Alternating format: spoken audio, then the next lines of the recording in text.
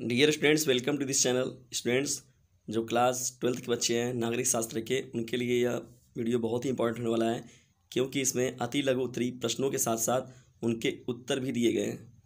तो इन वीडियो को आप लास्ट तक जरूर देखिएगा, बहुत ही मोस्ट इंपॉर्टेंट यह कलेक्शन है। तो आइए चलते हैं हम लोग पहले प्रश्न की ओर। मिखाइल गोर्बाचोव कौन थे?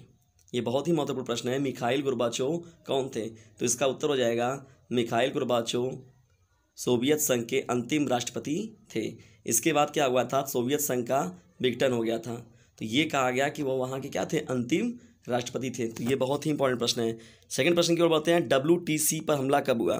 तो WTC जिसका फुल फॉर्म होता है वर्ल्ड ट्रेड सेंटर, इसे WTC भी कहते हैं, पर 11 सितंबर 2001 को हमला हुआ था। तीसरे प्रश्न की ओर बढ़ते हैं। संयुक्त राष्ट्र संघ का प्रधान प्रतिनिधि क्या कहलाता है? तो जो इसका प्रधानमंत्री होता है संयुक्त राष्ट्र संघ का, उसे महासचिव कहते हैं हम लोग, यानी कि संयुक्त राष्ट्र संघ का प्रधान महासचिव कहलाता है।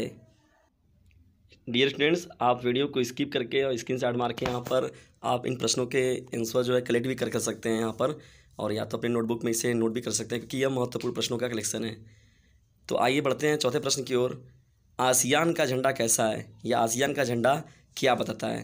तो इसका जो आंसर हो जाएगा, आसियान के झंडे में प्रतीक चिन्ह के रूप में धान के 10 बालियाँ दक्षिण पूर्व के 10 देशों के प्रतीक हैं। झंडे पर बना जो वृत्त होता है आसियान की एकता का प्रतीक है। तो यह आपका इसका राइट आंसर हो जाएगा। पांचवा प्रश्न हम सभी लोग बढ़ते हैं पांचवें प्रश्न की ओर। नीति आयोग का अध्यक्ष कौन होता है? जैसा कि आप जानते हैं, national institute for transforming India जो आयोग बनाया गया है, ये जो है इसके कौन है अध्यक्ष? तो इसके अध्यक्ष जो होते हैं प्रधानमंत्री जी होते हैं। तो वर्तमान में जो हमारे प्रधानमंत्री PM नरेंद्र मोदी जी हैं, वही इसके अध्यक्ष हैं। तो किसके? नीति आयोग के। छठवां प्रश्न सभी लोग का है। मंडल आयोग का अध्यक्ष कौन था? तो मंडल आयोग का जो अध्यक्ष बनाया गया था, बिंदेश्वरी प्रसाद मंडल जी को बनाया गया था। स्टूडेंट्स, जो हम लोग का सातवां प्रश्न है, दलित पैंथर्स का आरंभ कहाँ से हुआ? तो दलित पैंथर्स का जो आरंभ हुआ महाराष्ट्र से सन 1972 में हुआ था। आठवां प्रश्न है संप्रंग का विस्तारित रूप लिखिए। तो इसका जो विस्तारित रूप हो जाएगा संयुक्त प्रगतिशील गठबंधन। तो यह बहुत ही महत्वपूर्ण प्रश्न आपका हो जाएगा। बढ़ते हैं 9वें प्रश्न की ओर। अमेरिका का वर्चस्व कब स्थापित हुआ? तो अमेरिका का जो वर्चस्व स्थापित हुआ था, उत्तर इसका हो जाएगा सन 1991 में सोवियत संघ के विघटन के पश्चात अमेरिका का वर्चस्व स्थापित हुआ। तो सोवियत संघ जब विघटन हुआ तब अमेरिका का वर्चस्व स्थापित हुआ। स्टूडेंट्स, महत्वपूर्ण प्रश्नों की सीरीज में बढ़ते हैं 10वें प्रश्न की ओर। 10वां प्रश्न हम सभी लोग का हो जाएगा, यूरोपीय संघ से आप क्या समझते हैं? तो इसका जो आंसर हो जाएगा उत्तर, यूरोपीय संघ एक महत्वपूर्ण संगठन है।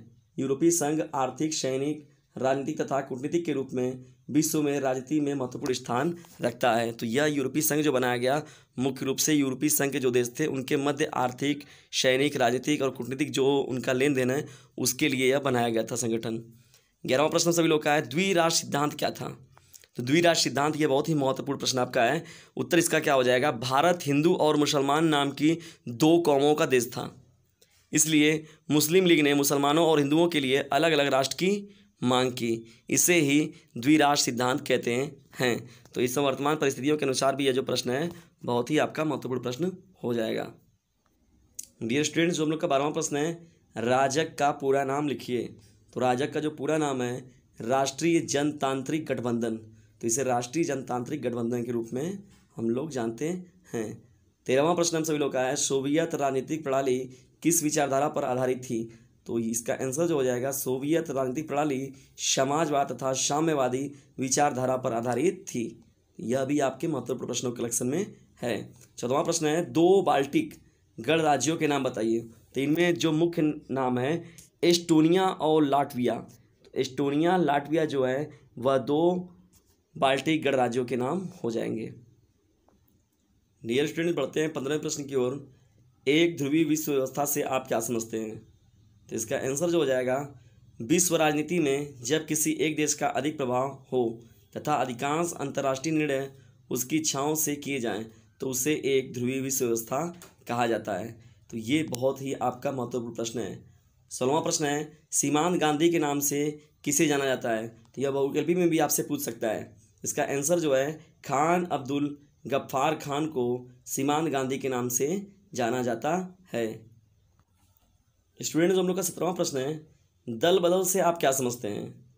तो इसका आंसर जो आप लिखेंगे, जब कोई जनप्रतिनिधि किसी दल के चुनाव चिन्ह पर चुनाव लड़े और जीत जाए तथा चुनाव जीतने के बाद वह उस दल को छोड़कर दूसरे दल में शामिल हो जाए तो उसे दल बदल पार्टी कहते हैं। तो ये दल बदल पार्टी या दल बदल राजनीति क्या होती है, तो यह इस प्रकार से आप इसका आंसर लिख देंगे।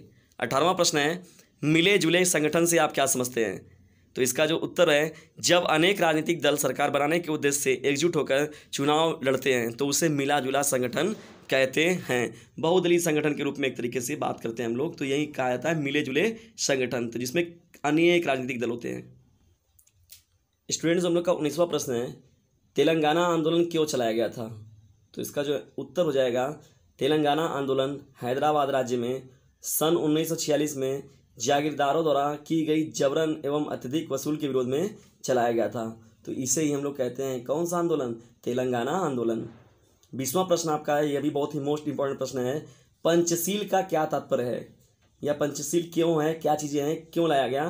तो इसके बारे में आप देखिए, इसका आंसर जो लिया गया है, जवाहरलाल नेहरू द्वारा पंचशील की स्थापना की गई। इसमें 5 सिद्धांत शामिल हैं। ठीक है, कितने सिद्धांत हो जाएंगे? 5 सिद्धांत हैं। हमारी विदेश नीति भी इसी पर आधारित है। इसका उद्देश्य विभिन्न देशों के मध्य शांति एवं सह-अस्तित्व को प्रोत्साहित करना है। तो यही हमारा हो जाता है पंचशील। 21वां प्रश्न हम लोगों का, जनता पार्टी के मुख्य नेताओं के नाम लिखिए।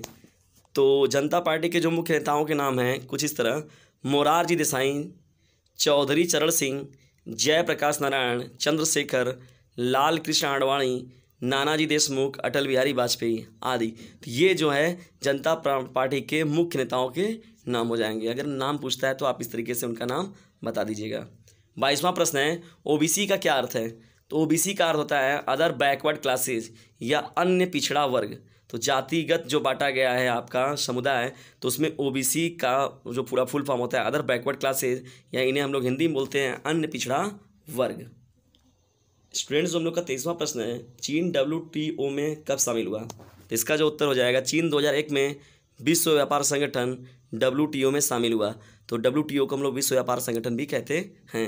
24वां का प्रश्न हो जाएगा, भारत के दक्षिण में सार्क के कौन से 2 सदस्य देश हैं?